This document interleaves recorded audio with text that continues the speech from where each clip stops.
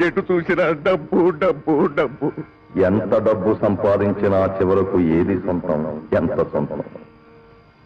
ఇంటి వరకు ఇల్లాలు సొంతం, వీధి వరకు చుట్టాలు సొంతం, కాటి వరకు బిడ్డలు సొంతం, కడ వరకు ఏది సొంతం?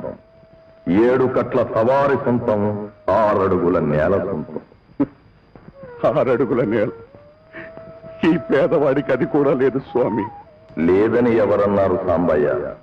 6 అడుగుల నేలకు పట్టా రాయించుకున్న తర్వాతే ప్రతి మనిషి పుడతాడు. కన్ను తెరిస్తే జననం, కన్ను మూస్తే మరణం, రెప్పపాటే ఈ జీవితం. ఆ సత్యం అనునిత్యం తెలియజేస్తూ నేనిక్కడ వసిస్తాను. ఇది నా పద్మ సింహాసనం. ఇక్కడే ఐశ్వర్యవంతుల అహంకారాలు, అసహాయుల ఆర్తారావాలు, రాజేంద్రుల బలాలు, కవీంద్రుల కళాలు, కష్టజీవుల కర్మజలాలు, కులసతుల నల్లపూసల తరాలు, కులటల కామ కలాపాలు అన్నీ మండి మచై నుచై ఈ మట్టిలోనే కలిసిపోతాయి.